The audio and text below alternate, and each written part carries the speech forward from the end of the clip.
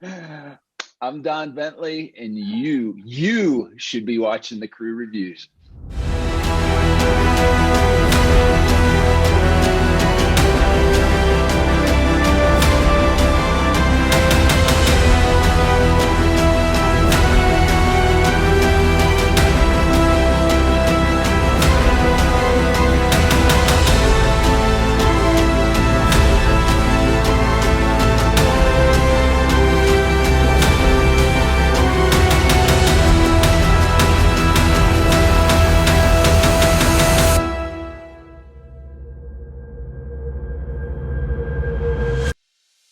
Gentlemen, gotta welcome back Mr. Don Bentley to the show. Don, welcome back, my friend. Thanks, guys. It is awesome that all of you made bail at the same time. So I'm glad that you're here. We have deep pockets. You say that now, but give us a few minutes. Yeah. Let's rake them over the coals. Do it. But we get a lot of interesting requests from authors, and this one, I think the request I got from you was, please stay sober until I'm logged in.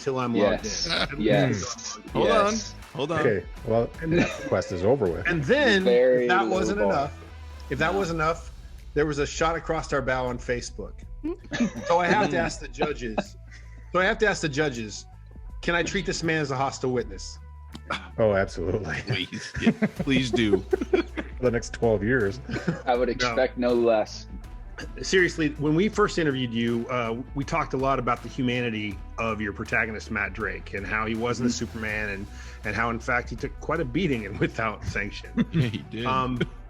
We've already established your general cruelty, but can you share with the audience a little about the abuse you've coldly decided to put Matt through in The Outside Man? Yeah, so there's a lot there, too. I guess I should preface it by saying, other than books, probably my biggest influences are movies, and specifically 80s movies. So my favorite movie, which is great because it is also the perfect Christmas movie, is of course Die Hard. You know, what you love about that is that protagonist suffers, right? Like the last scene when Bruce Willis comes dragging in and he's half shot up and blood all over the place. And so that one, and Lethal Weapon's another one, even though I still can't figure out that trick where you can pop your shoulder in and out of socket whenever you want. You still do the rear naked shake, hold on it. Yeah, I tried it. I'll show you at BoucherCon. Yes, thank you. On Chris. On me? No, it's a bad shoulder, man. So I think it's, you know, it's hard when you're writing a thriller protagonist, and especially when you're writing a first person thriller protagonist, to still make the audience think that there's something at stake there, right? That you don't want them to, for me, and Without Sanction, certainly, I think there were a big part of it from where I was writing at the time was this sense of atonement, and to atone for something, there's a degree of suffering that has to be involved there, right? And so Without Sanction, certainly maybe not as or The Outside Man, maybe not as badly as Without Sanction, maybe it is there certainly, he gets banged up quite a bit there too. And I think it's really hard to walk that line there, because nobody is ever gonna accuse Die Hard of being a police procedural, right? I mean, there is a real sense of realism that certainly isn't there. But at the same time, it's also not of the same genre as like Fast and Furious or something like that, which is very much an action movie that's almost more like a comic book or something like that. And that's a really hard line to walk.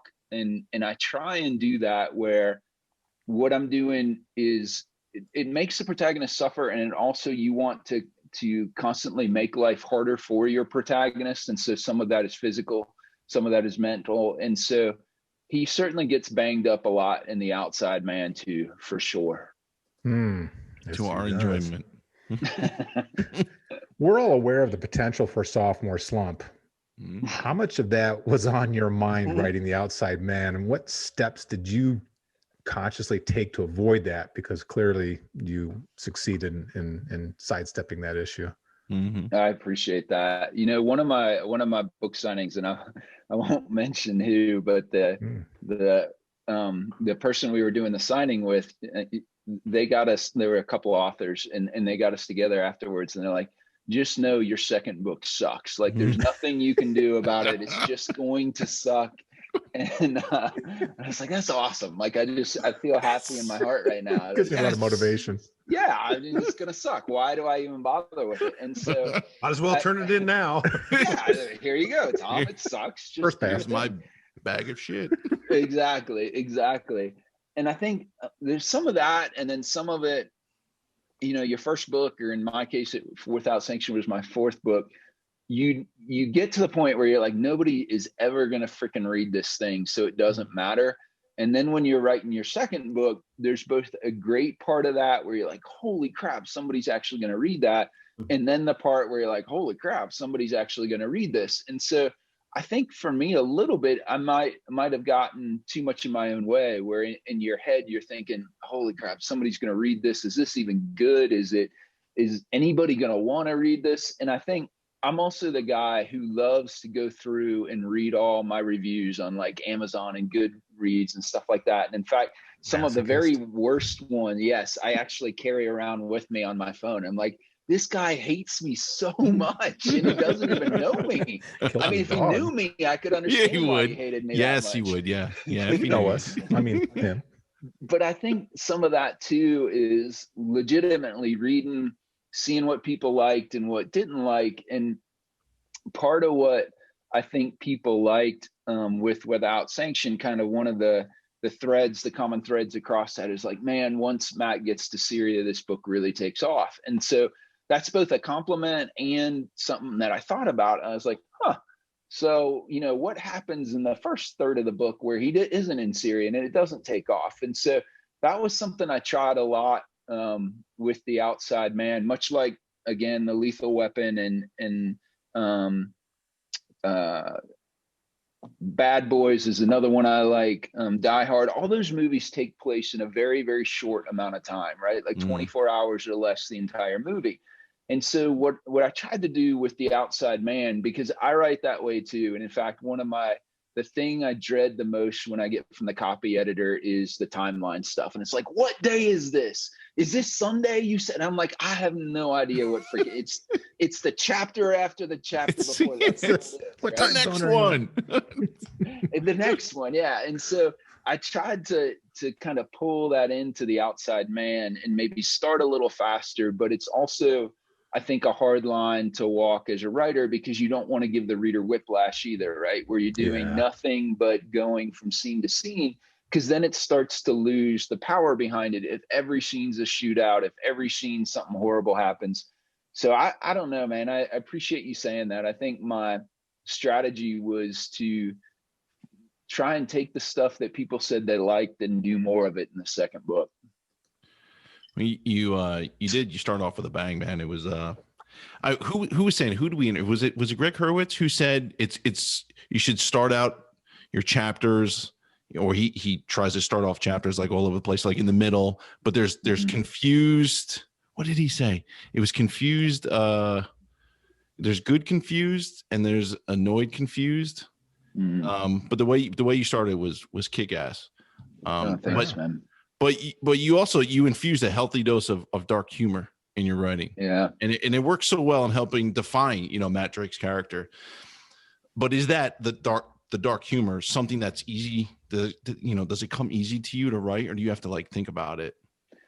It does come easier for me. That's what, so my first two books that didn't sell were very much more stereotypical thrillers written in the third person, not a whole lot of humor or anything like that. And I think we probably talked about this before, like Nelson DeMille, his John Corey series especially, is huge influence on me. And Tom Colgan, who I have to call the Tom Colgan now, or he gets very upset, but the Tom Colgan, exactly right. He said something really smart that I think maybe Nick or Mark has echoed before too, is that you want to bring something same but different to the genre, right? So what is it that makes your book a little bit different but still fits in there? Because Brad Taylor writes awesome Brad Taylor books. I am never going to write as good a Brad Taylor book as he does. And so part of what I brought to it. Again, the movies that I love that still drive my wife crazy. Like, well, you know, I introduced my son to Bad Boys, and she's like, "Why are you guys laughing so hard?" I'm like, "How do you not get this?" Of all time. Right. Yes, right. And so you see that when the writing's done well, or when the dialogue's done well in those movies, or, you know, Die Hard's another great example of, you have that tension between really bad stuff is happening and everybody knows it's really bad stuff, but the main character makes light of it, right? And so if you can balance that, and it's super, super hard to do. I cut a lot of Matt just being funny out of my books because I think it's hysterical. I'm probably the only one, but then you're like, hey, this is great. It's 5 pages of Matt talking to himself, and it's really funny, but something critical happened like 8 pages ago, and I can't even remember anymore. I know the reader won't, right? And so it's something, I appreciate you calling that out, because it's something I intentionally try to do, and that's maybe a little more of my personality in there, and trying to make that a little different. But I also say, and you know this, Chris, and probably you as well, Mike, is that when you're in bad spots in real life, a lot of times it's that gallows humor that people default to, right? Yeah, to try absolutely. and say, yeah, we're in a really crappy situation right now, but if we can laugh a little bit. One of my best friends, who's one of the inspirations for Matt, he was an enlisted guy in the Ranger Regiment. He loves telling this story in Afghanistan, where of course it was the pilot's fault. The pilot ran the C-130 off the runway.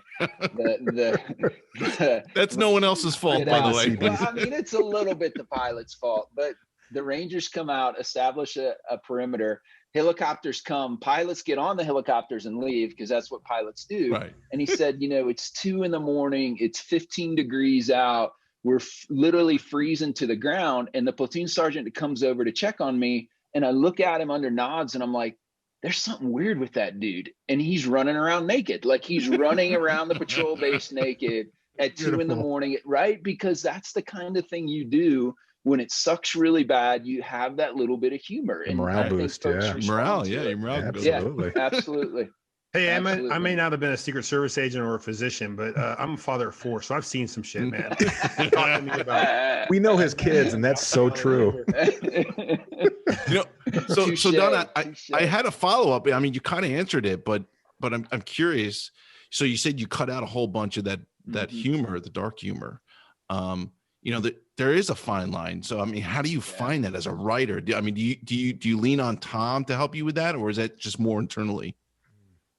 Tom is he's amazing. Like, he's a story whisperer. When you get your editorial letter from him, he's very much, even though you know it's coming, it's like the sandwich. Like, here's what you did real great.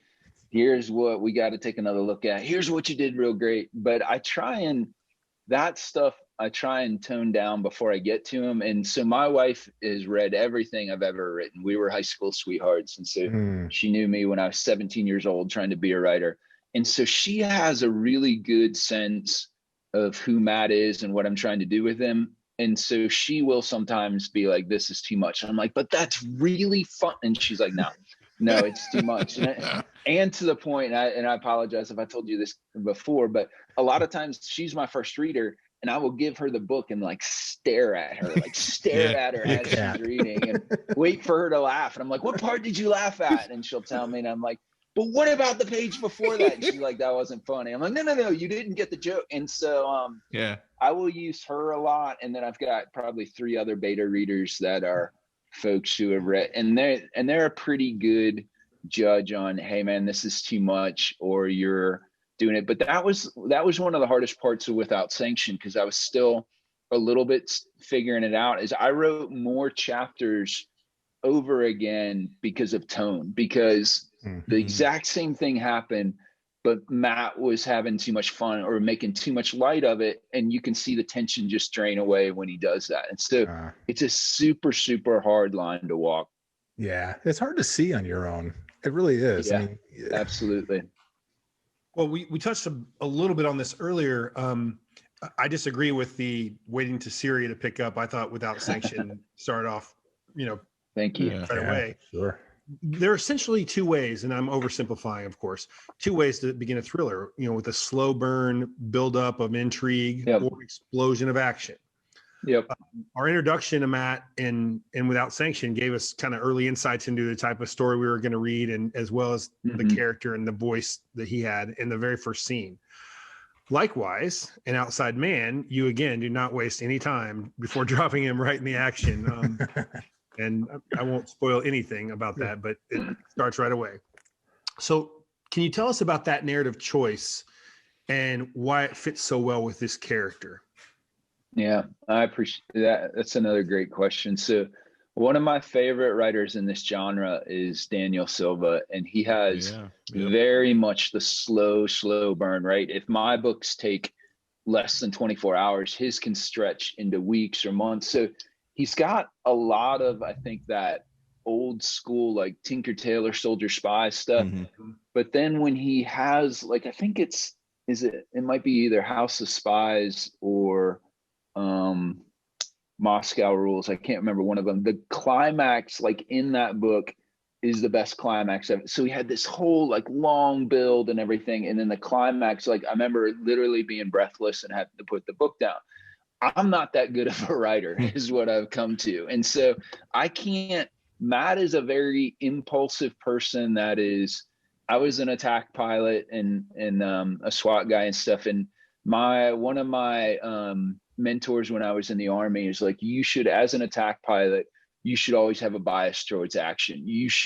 Your job is to be out stirring up trouble, making things happen, blowing up things and breaking things. Like that's what your country pays you to do, which fit very, very well with my personality. Like that's not a bad job. It's not a bad job. Did you say you're not as good as Daniel Silva? Did you just say that? Oh, dude. Why are we even wasting time? All right. And so there, like another short story, when you make in the Dallas office for the SWAT team, like once you make the SWAT team, you go in and you see the team leader, and there are a couple different specializations they have on the team. And so the team leader says to you, hey, what do you think you want to do? And so I went in to see him, and he asked me the question, and I said, well, I was thinking sniper. And he said, okay. And he looked at me and he's like, I was thinking breacher. And I'm like, yeah, that's probably better. If psychological profile. You got to have like lots of attention and detail and look at things. And that's what I think a little bit comes through in Matt is that, and why I started that way is that I think he's at his best when he has that bias towards action, right? That there's something that he sees a nail and he needs to go be the hammer. Now, it's hard, again, the balance I constantly want to walk with that is I also don't want it to be nothing but gunfights and him thrown against the wall and doing stuff like that, right? Because then those scenes lose their narrative weight too. And so you have to balance that. You have to give the reader time to breathe. You have to build up tension in other ways, or it loses its effect when you come to the climax. But I just don't. It's kind of like, honestly, it's kind of one of the things that I struggle with a lot in the Target acquired the book. I just the Clancy one I just turned into Tom like 2 days ago. It was right around 97,000 words. Like it was 140,000 words when I wrote the first draft, because I go into these crazy, like intricate plots that go nowhere and weigh everything down. And so when I try and do like the Daniel Silva thing, or honestly, like the old school Tom Clancy thing, or what Mark Cameron does, it just doesn't work for me. Like I've tried to do that. I've tried to come up. And so I'm much better. And I certainly don't mean this in a negative manner, but like if you read Lee Child's books, right, like they're awesome books, but for the most part they're straightforward, right? There isn't the Tinker Tailor Soldier Spy crazy reveal, any of that, and he does it very, very well. But it's a straightforward plot line, like this happens and so it makes it harder, and this happens and it makes it harder. And that's what I do better, I think, as a writer. And so that's probably what I gravitated towards more with The Outside Man. You had all the time in the world to write Without Sanction. And then Tom Colgan gets a hold of your ass and throws you in the deep end. And not only you working on the Matt Drake, but now you're doing the Tom Clancy. Damn. Yeah. What did that do to your writing process that you knew before all this kicked off? What it did to my not writing process is caused me to lose sleep for about 4 or 5 months. But this is what my friend Tom Colgan did. Is that so? Your friend, my yes. friend, the Tom Colgan. Love you, Tom. That's one mark against you. So I turned in The Outside Man in December. I think it was like a year ago or something. So he told me he wanted me to write the Tom Clancy book, but we didn't have a deal yet. And I knew my next Matt Drake one was due in December again. So I just went straight into Matt Drake 3. And so I'm writing, and I'm 3 months into it. And he says, hey, all right, we finally got the deal for the Tom Clancy book, but I'm going to switch deadlines, and I'm going to have your Tom Clancy book be due in February, and your Matt Drake book now is not going to be due until July, which was awesome from a timing perspective. But I was like, oh, for the love of God. And so I had to take all the Matt stuff, put it aside, and jump into the Tom Clancy stuff. And so Brad Taylor for a while was writing 2 books a year. Andy was doing 2 novellas in between those. Andy was working a day job. And so there was some interview I saw with him recently. It might have been his launch for American Trader, where somebody asked him about plots and how do you do it. And he's like, I don't have time, or I didn't have time to ever vary on a plot. Like what I told the editor is what I wrote and held myself to, because I only had 6 months and I had to write it that fast.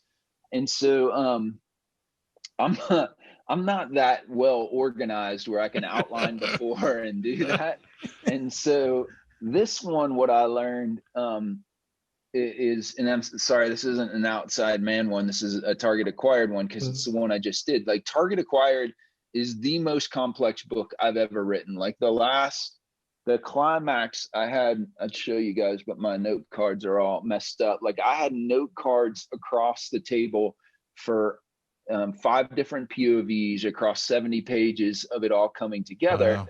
And what I learned in that is that if I'm going to write multiple POVs, I got to take the POV who's the main one, so Matt and mine, or Jack and this one, and write that all the way to completion, even if I'm making huge leaps across there for stuff that hasn't happened, before I go back and add other POVs, because otherwise I'll default to, because it's always easier, right, when you're having problems, to jump to another POV and say, hey, I'll write this for a while. Yeah. And that's what happened with The Outside Man. Is originally, so it's all written in Matt's point of view.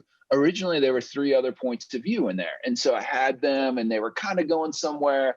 And I realized, like, as I was 3 months left to deadline on that, I'm like, I'm just avoiding solving my Matt problems by writing these other POVs, and they go nowhere. And so I'm a good little engineering nerd, and I've got my Excel spreadsheet, and it shows like what I'm supposed to write, what I'm doing. And so you can cheat like heck on words by writing words just to write words that never freaking go in the book. Yeah. And so I threw out a crazy amount of words again for The Outside Man, because I didn't do the work and finish Matt's POV all the way through. And I built on that failure by repeating it with Target Acquired, because I'm a very slow learner, and threw out another 40 or 50,000 words. So now, dude, how annoying is that though? Come on, how annoying is that? It's horrible. And there was something, I'll tell another Target Acquired story real quick. There was something I was thinking about doing in Target Acquired, which is exactly what Mark Cameron's doing in the book after me.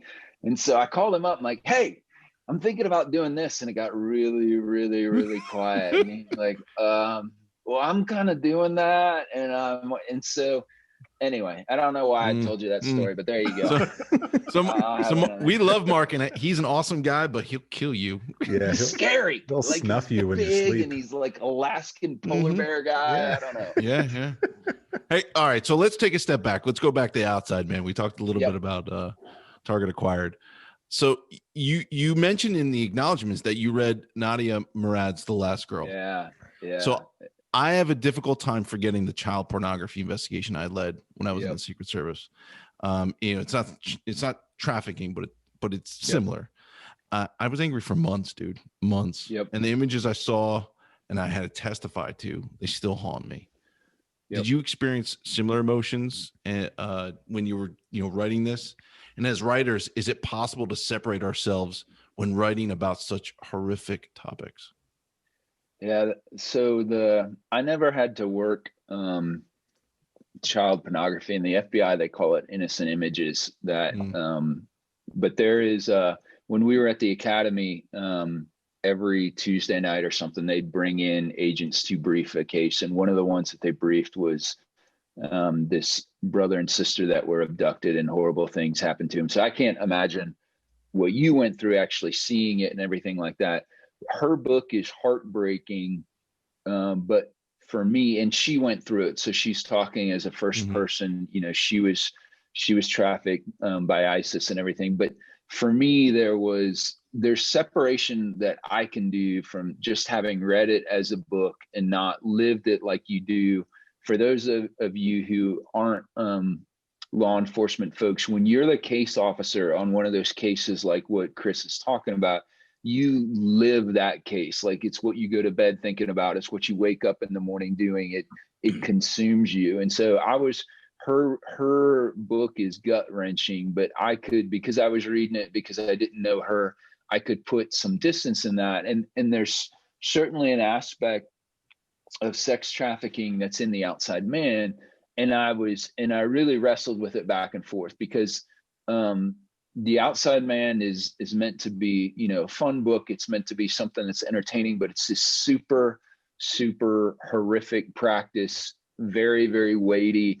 And I was like, it belongs in there, but I was very, very nervous about whether I would give it the weight that it deserved. And so my cousin that I also mentioned in the acknowledgement, she's for the last 9 or 10 years has worked for an organization called Imagine Goods, where she has a number of folks in Cambodia who were sex trafficked and brought out of that, and they work as seamstresses. And so they make ethically made products that she then sells here in the US. And so she'd done that for a number of years, had a lot of friends that were sex trafficking survivors and friends and stuff. And so I had her read the sections, and actually she read the whole book and stuff as well, and said, hey, I want you to take a look at this. I want to make sure that it's not, that it is getting the weight that it's deserved. And so that was a really, really something that I wrestled with for sure, but it wasn't her book. Everybody should read her book. It's incredible. But for me anyway, because it was something I read versus something I lived, like what you're talking about, Chris, it was a little easier for me to put separation between the two. Yeah. That's tough. Well, with a debut novel, you're doing a bit of table setting. You're establishing the protagonist. You're establishing his voice, the supporting characters that are going to be coming back. You're establishing yourself as an author. Yeah. This is going to sound like a criticism of Without Sanction, but I assure you it's not. I assure it's not. The pace in The Outside Man felt ramped up considerably. Matt Drake, who's already one of my favorite new protagonists, blossoms in the second book. And my mental picture of who he is became much more vivid. The prose and plot flow in a way that suggests a 20th novel, not a second novel. Thank you. So my question after all that is, do you feel significantly higher comfort level writing right now? Are you more self-assured as a writer at this point? No, that's a great question. I think part of it is getting to know your protagonist in the world. And then I think, especially if you're writing first person, maybe it's even more critical to be able to crawl into their head and see them, because that voice, and I think this might be something we talked about before too, that there's a double-edged sword when you write first person, because if the reader does not like that voice, they can't get away from it, right? It's everywhere and it's so personal and they don't like it. And so I had him figured out with Without Sanction, because the third book I wrote that didn't sell, was the first Matt book. It wasn't Matt fully formed, but it was that first person voice, and I kind of understood him. The second book I got him, and the third book, which is, you know, the Outside Man, the second book that's published, I really felt like I finally understood him. Like I could, before I'd have to think for a while, like, how would Matt react to this? What would he say? What would his voice be? And it was really cool when I got done with Target Acquired and coming back to the third Matt, because it felt like coming home. Like it felt like I know this guy. I know, like, I'm, you know, as dumb as it sounds, it was like, I've missed this guy. Like I miss the way he reacts to things. I miss hearing his voice and do that. And I think maybe that's something that you grow into as a writer, where you get to know your character enough that they're familiar to you. And if they're familiar to you, then certainly, hopefully that comes across that way to the reader too. But I think the opposite of that, or the cautionary tale, is kind of goes back to what we talked about before, is you can become too much in love with that character and his inner monologue and thoughts, and you're putting this stuff down. And in Matt's case, again, it's more like a stand-up comedy routine than it is that's, to me, it's much, much harder. You know, the Stephen King quote about murdering your darlings. It's much, much harder to cut Matt scenes than anything else, because you read it, I read it of it, and I'm like, I love this guy, and whoever wrote him is freaking brilliant. And then you got to cut that part back, right? Because I don't know why. I just wish I could keep writing him. But yeah, no, I appreciate you saying that, because it felt that way to me too. There were a whole lot less in the Outside Man. And again, and I know, Sean, you have a film background, where what drives film or good film is that dialogue, right? And to have good dialogue, the script writer has to understand those characters at an intrinsic level. And so what was fun for me is, again, I was about 30 or 35,000 words into Matt 3 when I stopped and wrote the Clancy. And then, but coming back and reading that again, I'm like, man, this is really good. Like, not that you're a great writer, but like, you're reading the dialogue and you're like, this feels more real. Like, these characters, you know, are living. They're not something I'm trying to sketch out now. Like, I know where it's going to go. Yeah. And that's kind of it's a cool feeling. It's a cool feeling for sure. Yeah. Well, you kept your nose to the grindstone all those years before getting published, right? How many books? 4? Was it 4 that you wrote? Yeah. My 4th one that sold, yeah. Jeez. Yeah. Well, you had a vision of what your writing life would be like before, and then there was the reality after, now with 2 series. So what did you get right about your guests, and what did you maybe get wrong about what you thought how things were going to happen? Well, what I got right was that when you sign a deal with Tom Colgan, he sends a Porsche to your house. And so that was really cool. That Nice. I got, yeah. I'm sorry, the Tom Colgan? The Tom Colgan. Well, now it's a you go. Sorry. Now it's a you. I think what I got wrong, or at least where I am as a writer, I thought that I would be better and that there would be less wasted words, like less wasted. When I was getting my MFA, I remember talking to my advisor and I was like, I've had to write this one scene 3 times. And he's like, that's called writing. And I was like, so everybody has to write a scene 3 times? And so I think, I was talking with Brad Taylor about this, and he said in his first couple books, his editor used to cut entire chapters out, right? And he would post those online. Here's a cutaway chapter. And he's like, now, and I can't remember what book he's on, he's like, I get fewer and fewer stuff cut, because you start as a writer to grow into, this is what needs to be there, this is what isn't. And I'm still very much on the other side of that, of writing all kinds of stuff that doesn't need to be there. From a what I got right part, it is still the most incredible feeling in the world to see your book in a bookstore. Like, it's still, somebody the other day sent a picture of Barnes and Noble of the paperback without sanction in a bookstore. And I'm like, this is the coolest job ever. Like, awesome. It's the freaking coolest job ever. to walk in and see your book in a bookstore. Yeah. Well, Well, how you was may have Tom? lost it because once Tom gets his inbox for all the people that are expecting him to be his editor with the Porsche. Where's my Porsche? Where's Mike's Uh, Porsche? Sorry, Mike, I didn't mean it. no. Well, it's a good one. So, how was Tom Colgan's feedback on The Outside Man different from your debut Without Sanction? What did you notice from a craft standpoint that stood out? Tom is as much crap as I give him. He's a great editor to work for because his editorial letters are very much, hey, this is what I think, let's talk about it, as opposed to you need to do this, you need to do this. And so one of the things in The Outside Man that I'll say is that there are some of the survivor's guilt stuff that Matt had in Without Sanction is not there in The Outside Man. Like some of it is, but not nearly to the extent it is. And so originally in part of his editorial letter, he said, hey, I think you need to put more of this in. And I said, here's what my intent was not to write like Nick Petrie with his Peter Ash guy. His character has that super PTSD stuff that very much he has to work around in every single book, right? That makes it harder and harder for him to figure out how to do that. I said, for me, a lot of that in Without Sanction was, in my mind, was very much a one book arc. Like this is his story of redemption. This is what he's trying to deal with. It doesn't magically go away, but it doesn't play as big a role. And here's why. And he was like, okay, yep, got it. Completely tracking on that.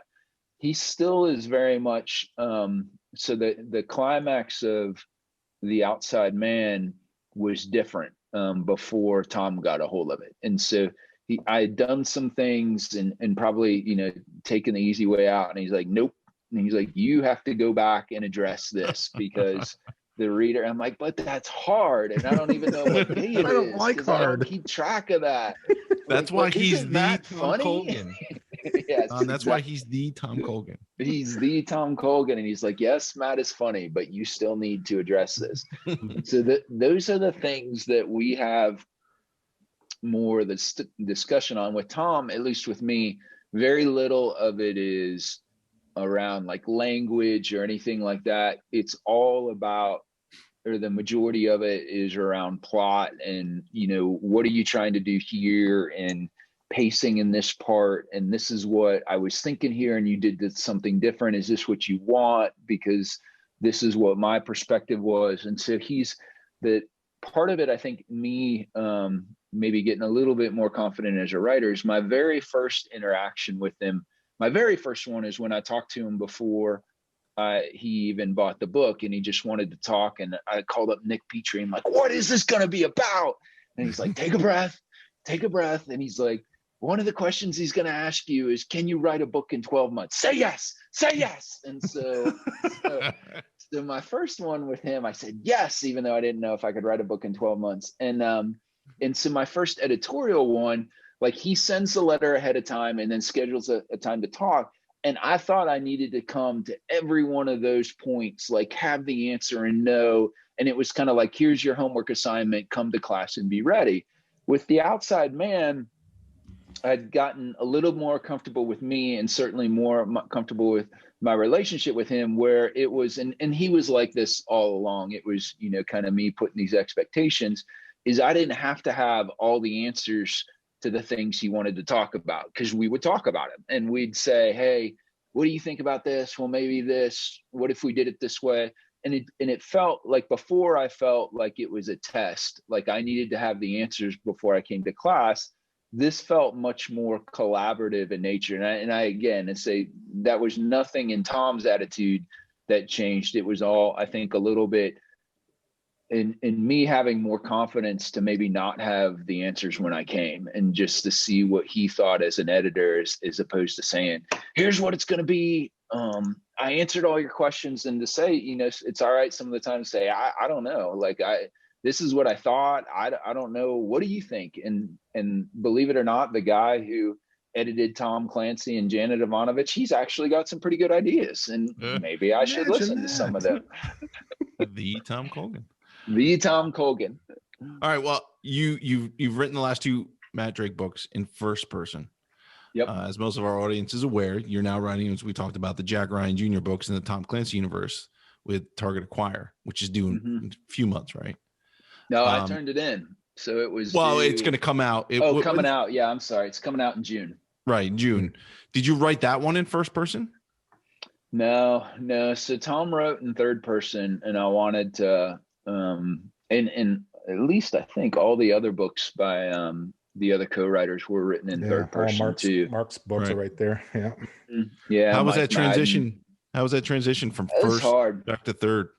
It was really harder than I thought it would be, because I had, as you said, I had third person point of view characters in Matt's book, but it was hardest. So there are multiple points of view, but it was hardest with Jack, because you find, since it's not that first person voice, you find yourself overwriting quite a bit, right? And it was like, Jack heard, or Jack thought about, or Jack felt, and you're like, no, you don't need that stuff. And so that was part of it. And then the other part too is that, again, from my perspective, when you write in first person, you're super, super close to that character.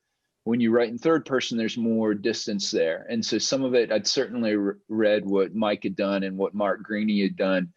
But some of it for me was trying to figure out this dude and like, who is he? What does he really think when this happens or that happens? And there's somewhat of a, trepidation might be the wrong word, but Matt can think whatever he thinks because I'm the boss of Matt, right? And so Jack has had, all of these people that came before him that shaped this character. Right. And so there's a lot of like, what do you think would this be the way he acted? Does it? And so there's some of that I struggled with at first. And Mark Cameron, besides being a big, scary guy, is another really smart dude. And he's like, look, man, what you need to understand is 2 things. Number one, Tom Colgan picked you because he wants you to bring some of you to this series. So you don't need to go back and figure out how Mark wrote it or didn't write it, because if he wanted Mark to write it, Mark would still be writing it. He picked you. And then the second thing is he said, people think that what they want are the old Tom Clancy books. And he's like, they don't want that. And he said, what they want are the Tom Clancy books that exist by today's genre standards. And what he means by that is like, I read a bunch of I read Cardinal and the Kremlin, I read Clear and Present Danger, I read a bunch of them. The old Tom Clancy books have a much longer build and a much slower pacing in the beginning than what thrillers are now. But you don't remember that, right? You view those old books through the lens of the books you write now. And so that was the other piece of advice that Mark Cameron had, is he's like, don't feel like you have to be Tom Clancy or to write like he did. You're working in his universe, but you're interpreting it by today's genre conventions. And so those things certainly helped a lot. And Tom was great about it, because he knew how, he's like, you can do this. I wouldn't have picked you if you couldn't do this. You just need to write it. Just give me the book. It'll be good. And I was like, but it's freaking Tom Clancy, and Mark Greaney wrote it before. He's really good. He told me he has, cause he also got so he's got Josh Hood, right, doing the Robert Ludlum stuff. He's got the Andrew and Wilson boys doing the W.B. Griffin. And so the Tom Colgan has somewhat of a reputation as being able to go out and find the right author for a particular series. And so he said that to me, not touting himself, but he's like, you're the right guy because I picked you and I picked the right guy. So just write the freaking book. I'm like, okay. Yes, sir. Awesome. Well, we're talking about the 2 series, and I get tired and my brain hurts when I just think about the idea of writing 2 series, let alone 2 series and having a day job and having a family with multiple children, which is a job in itself. How are you handling it? I mean, really, how are you handling it? And is your wife basically, is the character of Lila? of Matt's Yeah. wife? Is it largely based on your wife and how she handles very it? much based on it is my wife. It is That's awesome. my wife. I had that sense when I was reading that. So to your remind me, I got to tell you a story about Layla when we come back to that. But so when Tom originally offered the Jack Ryan book, I was totally flattered, and I said I wanted to think about it, and I had every intention of telling him no. And just from the standpoint, I was like, there is no way in the world I can do this and do a day job and this, and everything else that goes with it. And so I told Angela, I was like, hey, this kind of cool thing happened today, but I'm going to tell him no. And she's like, you're not going to tell him no. And I was like, what? I'm going to, I'm really busy. And she's like, no, this is, you will not ever get an opportunity like this again. This is what your dream is to do. You're going to do it. And I was like, look, I get that, but we've got 3 kids and a son that's about to go off to college and everything. She's like, call a family meeting. We're going to talk about it. And I was like, okay. And so I'm like, hey kids, here's what the deal is. And they're like, you should write the book. And I'm like, okay, but here is what that actually means. Like on Saturdays and Sundays, I'm not, and they're like, write the book, Dad, write the book. And so it was very much a family decision to try and do.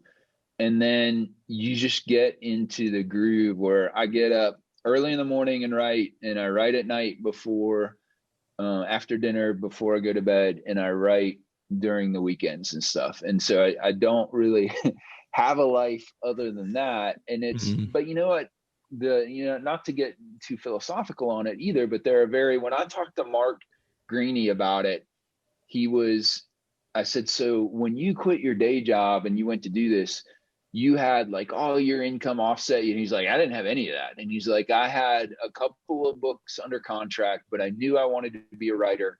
And this is what I knew it would take for me to get on that path. And I asked, Brad Taylor, and Mark Greeny, right, is like the good side of the force. It's very, very encouraging.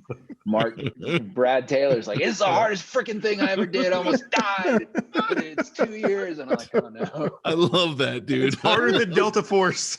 Exactly. I cried, blood, tears, and I'm like, I so love that. So you get like the good angel and the bad angel and everything. But it was, it was the same thing where he's like, this is what I had to do for that period of time.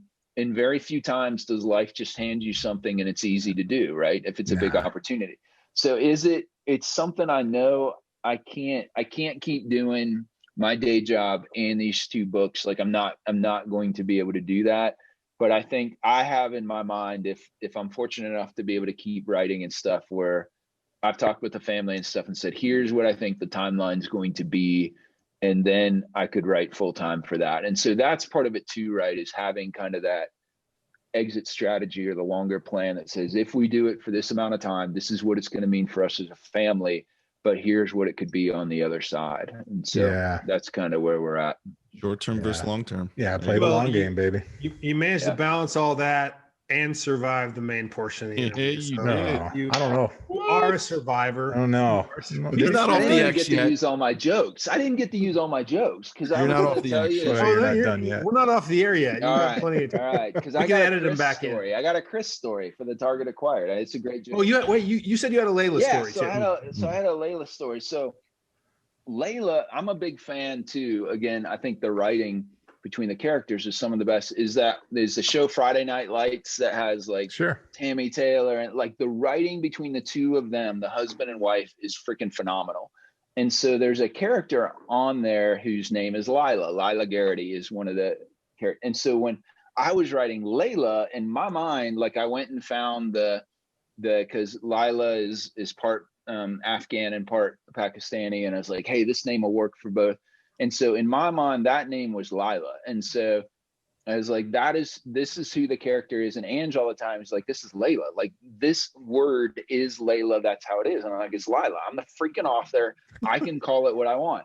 It's so I thought until we got to the audio version, right? And so when you do the audio version of the book, they send you a bunch of questions and say, how do you pronounce this? How do you pronounce this? How do you pronounce this?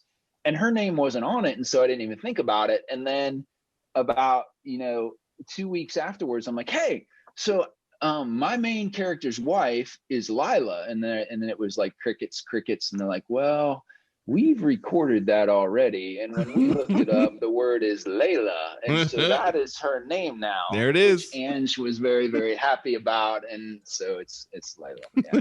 The universe has a way of correcting itself. I guess, brother. Yeah. it always works for your wife. That's what it does, happens. dude. You don't have a choice. Come on. And you have a Chris story? I do have a Chris story. Oh, So Wait. in- Which Chris? Oh, Yes, Chris Howdy? You. No. Turn this shit off. Hurry up. so do we. Mute Chris. So in Target Acquired, Jack Ryan thinks about one of his great firearms instructors who was a Secret Service agent named Chris Albanese. Now, Tom had a bit of a problem with that for two reasons. And his first reason is everybody knows that FBI agents are better shot than Secret Service guys God. anyway. Oh, so there's no way. You should mute me. Go ahead, mute me. And so that was the first one. And then the second one is he's like, well, I know a Chris Albin, and nobody would believe that dude's a good shot anyway. So you have to take that out. All so right, if it doesn't make it, I'm just saying that's what happened. So now he's a bum on the street. You know. That might be my favorite story we've had on here. I'm better as the homeless guy. Yeah, walking down the street. That's believable. Under the bridge. Well, let's toast the end of the first round. Oh, thank goodness he made that one. Live here. Chris did not come out unscathed. Mm. No, I didn't. But Don did. Mm. All right. So the lightning round, since I'm the host, I will start. Here we go. It's a 3-on-3 basketball tournament. Championship game is Team Porel. You, Schweigert, and Petrie versus the crew. Mm. Who wins?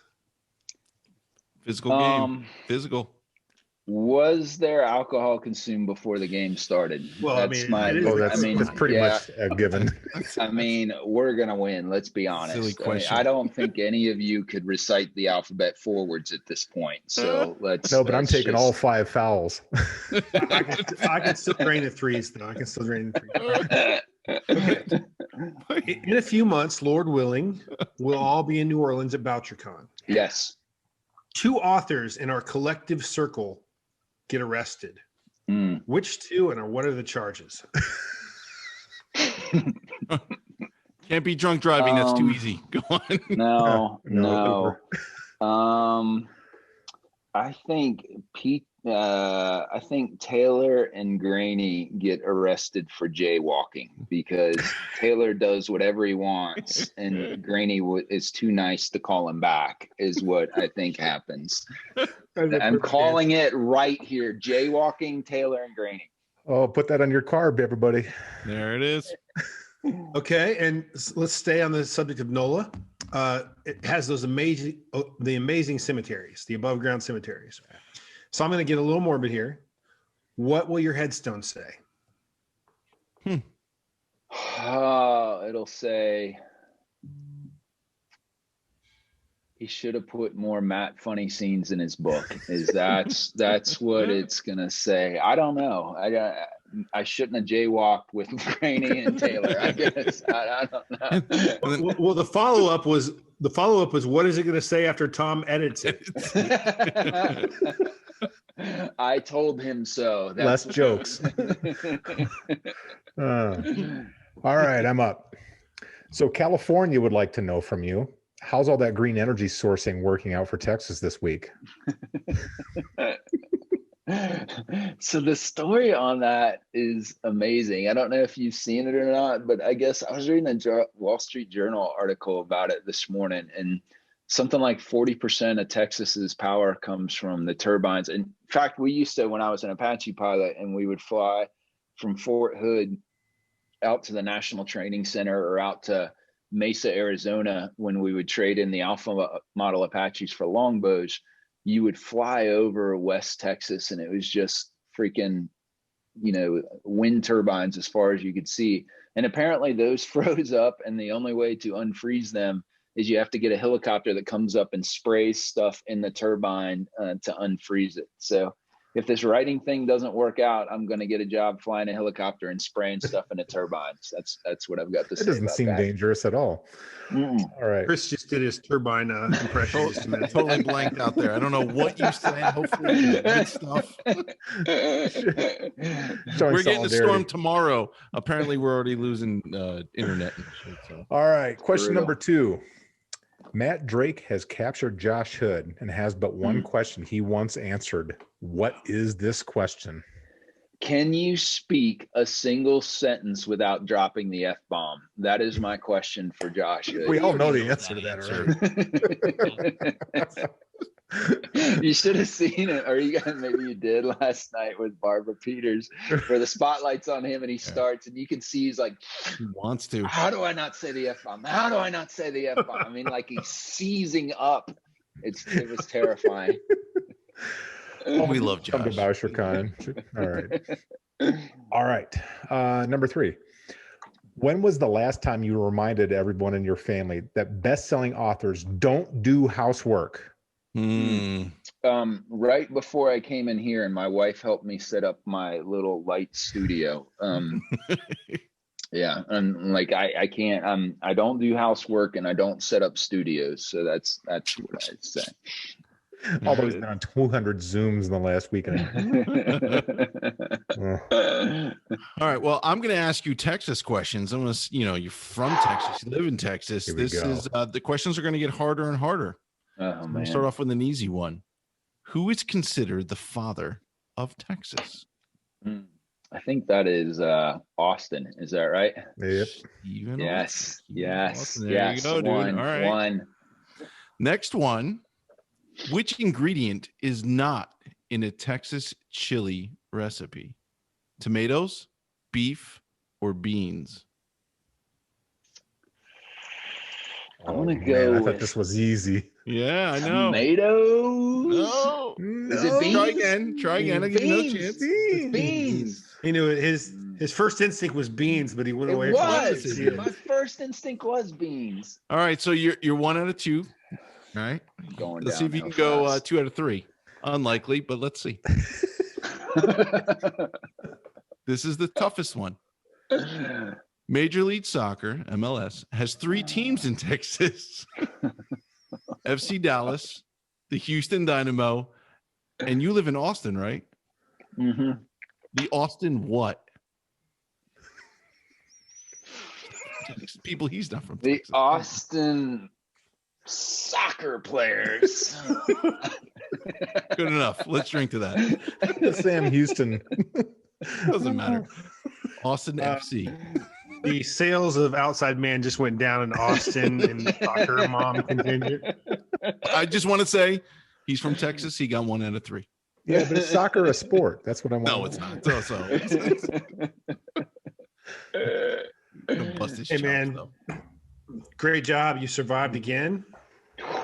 Man, I almost feel like we should go back and come up with some tougher questions, though. I know. Well, there is a 3rd book coming out, so I know. Usually, I only have to put up with this nonsense. I mean, get to come on this show once a year, but now it'll be in 4 more months. I'll freaking be back here. It'll be great. It'll be great.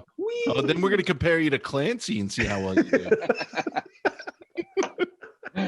We're gonna have a checklist, and we'll get a bottle running tab as we go. Tom used to do this. Why didn't? But I gotta say, we love having you on, Don. Yeah. You're an awesome writer, man. You paid your dues. Let's put it that way. You cracked the code, pal. You're in a spot the 3 of us would love to be in. For sure. I hope you guys are soon. And I kid you not, like everything I said in that question was true. I felt like this was a phenomenal debut, and I felt like everything was amped up. Everything was amped up. And Matt Drake now is like, he's just one that now you're going to have to keep writing him for a long time, because otherwise we're all. It feels like book 10. It feels like book 10. I hope so. Thank you. Dude, I you really ratcheted appreciate up, that. Yeah. Thank you. Great stuff, man. Good luck. Yeah. Go out and get this, folks. Cheers, brother. Thanks for having me, guys. Cheers. Cheers, brother. It was great having our buddy Don Bentley on the show again. His Outside Man hits bookshelves tomorrow. This book is killer. Sequel to Without Sanction His Matt Drake character is a lot of fun, just like Don is. It's like having an old friend on the show, guys. Let's raise a glass or a beer or whatever it is you have. Or a sign. Or a sign trying to throw me off. Cheers. I was trying. Woo. Cheers. Cheers, boys. Child. That's why we have them.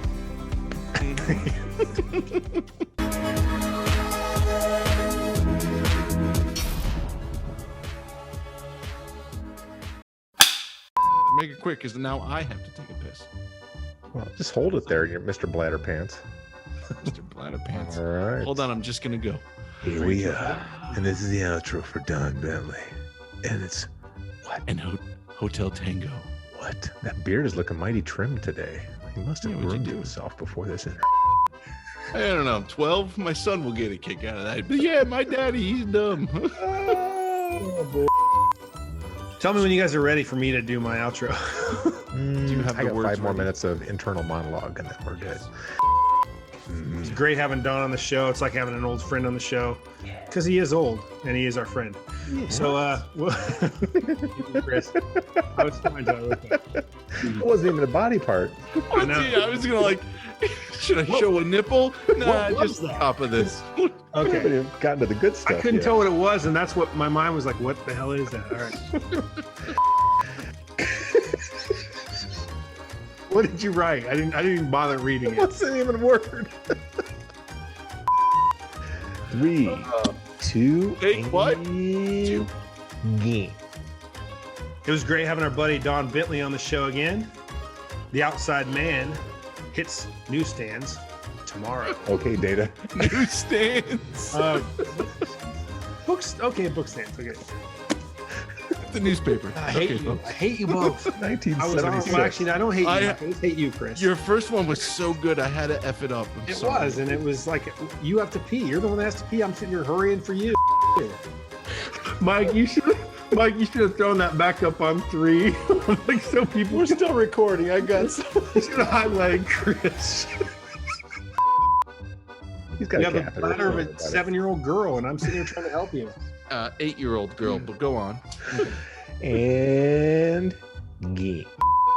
Oh my And there goes the gosh. sponsors. Yeah, we need to make sure we cut that out. That's Oh my wonderful. gosh. We don't get paid to do this. This is fantastic. No, not We at not all. get paid.